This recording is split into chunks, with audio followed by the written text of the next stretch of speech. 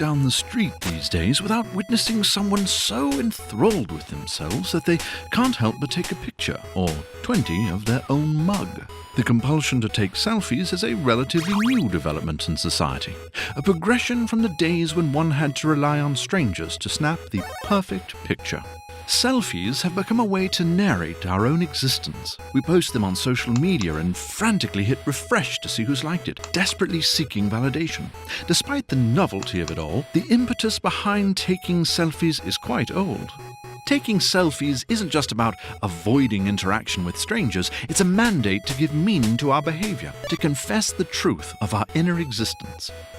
French philosopher Michel Foucault argues that we have become a confessing society. Unlike some who argue that we're hoodwinked by those in power to believe some official truth, Foucault argues that the confession generates these truths within ourselves. The confession originated in the Christian church during the Middle Ages, where one was required to tell their sinister desires, acts, and thoughts. The confession was a ritual that changes the person who articulates it. It exonerates, redeems, and purifies them. The power lies with the priest, who listens yet says nothing. In this act, it is the confessor who admits to wrongdoing, not an authority who accuses one of a crime.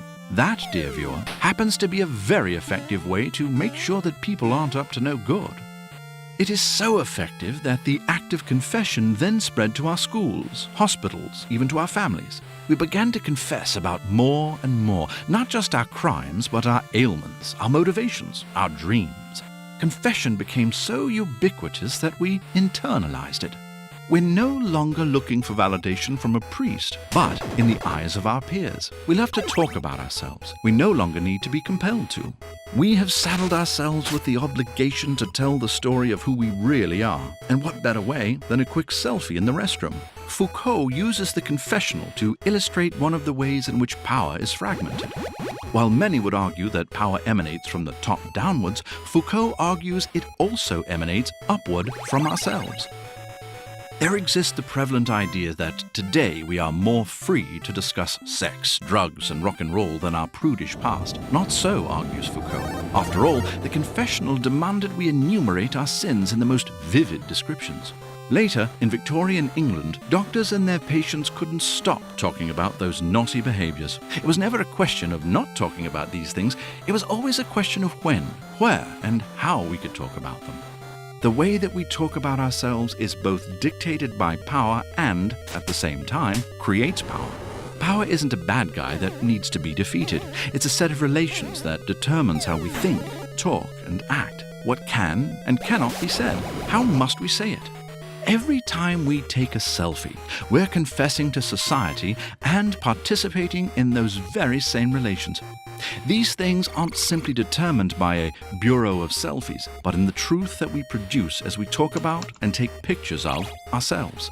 When we take selfies, are we simply exercising our freedom of expression? Or are we confessing to the world around us in a way that limits us? What inner truth do your selfies reveal, dear viewer? Hello, dear viewer. Didn't get your full Foucault fix from this video?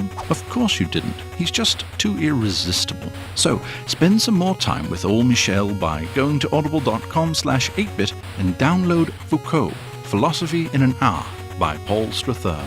Foucault's a fascinating man with fascinating ideas, and this is truly a great introduction to his work. Don't have the money? Well, frankly, neither do we. But you're in luck. You can get the audiobook for free by going to audible.com/8bit. Or, if that book's not your thing, Audible has over 180,000 titles to choose from, so I'm sure you'll be able to find something to your liking. With audible.com, you truly have no excuse to read less than 2 books a year. Seriously. Thanks again.